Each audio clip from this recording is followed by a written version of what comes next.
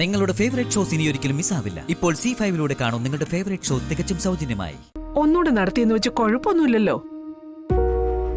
അല്ല, അതിന്റെ ആവശ്യം എന്താ? നമുക്കിപ്പോ പഴയ ഡോക്ടർ തന്നെ പോരെ?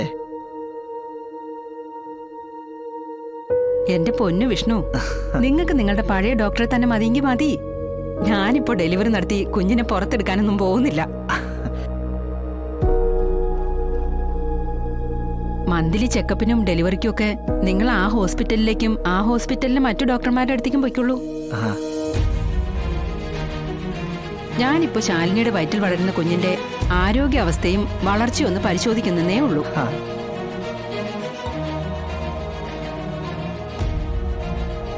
അതുകൊണ്ട് ശാലിനിക്ക് ഒരു കുഴപ്പമുണ്ടാവാൻ പോകുന്നില്ല.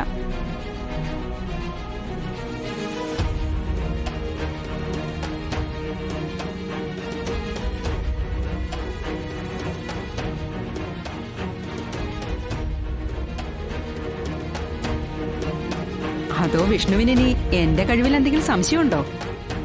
ആയിരക്കണക്കിന് ഡെലിവറി കേസുകൾ അറ്റൻഡ് ചെയ്തിട്ടുള്ള ഒരു ഡോക്ടറാ ഞാൻ. അയ്യോ, ഡോക്ടറുടെ കഴിവിൽ വിശ്വാസക്കേടൊന്നുമില്ല.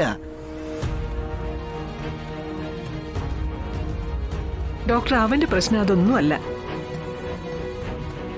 ഡോക്ടർ നേരത്തെ പറഞ്ഞില്ലേ, ഭർത്താക്കന്മാർക്കാണ് കൂടുതൽ ഭയമെന്ന്. അത് തന്നെ അവന്റെ പ്രശ്നം.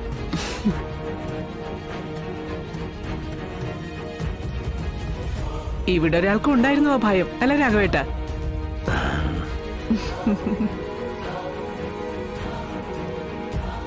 ആ, റിപ്പോർട്ട്സ് എല്ലാം ഉണ്ടല്ലോ അല്ലേ ശാലിനി? ആ, എവിടെ റൂം?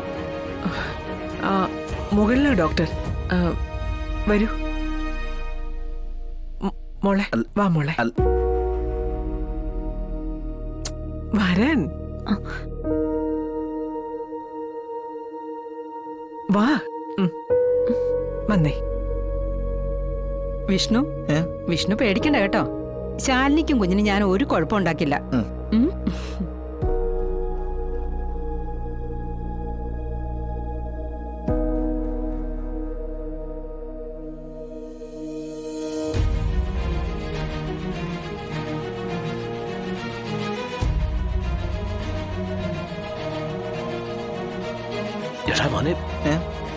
എന്തെങ്കിലും ചെയ്യടാ. എന്റെ അച്ഛൻ ഞാൻ എന്ത് ചെയ്യാനാ? ബലം പ്രയോഗിച്ച് കൂട്ടിക്കൊണ്ടു പോവല്ലായിരുന്നോ? ഡോക്ടർക്ക് മനസ്സിലാവുമോ ഇനി ഗർഭിണിയല്ലെന്ന്? അതൊക്കെ പെട്ടെന്ന് മനസ്സിലാവും. ഡോക്ടർ പറഞ്ഞതുപോലെ അവരായിരക്കണക്കിന് ഡെലിവറി കേസുകൾ അറ്റൻഡ് ചെയ്തിട്ടുള്ളതല്ലേ. അതുമാത്രമല്ല, ആ മെഡിക്കൽ റിപ്പോർട്ടുകള് അതൊന്നും കുഞ്ഞീച്ചയായിട്ട് മാച്ച് ആവില്ലല്ലോ.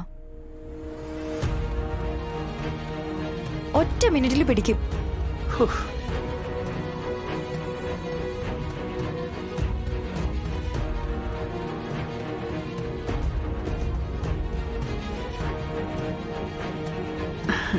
ഇങ്ങോട്ട് കിടന്നോളൂ ശാലിനി.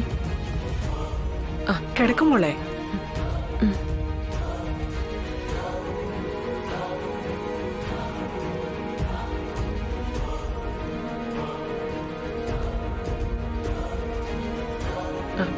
ഡോക്ടർ, എന്റെ ദേവി, എങ്ങനെയെങ്കിലും എന്നെ ഈ ഊരാക്കുടുക്കിൽ നിന്ന് രക്ഷിക്കണേ. ഡൗൺലോഡ് ചെയ്യൂ C5 ആപ്പ്. കാണൂ എല്ലാ എപ്പിസോഡുകളും സൗജന്യമായി.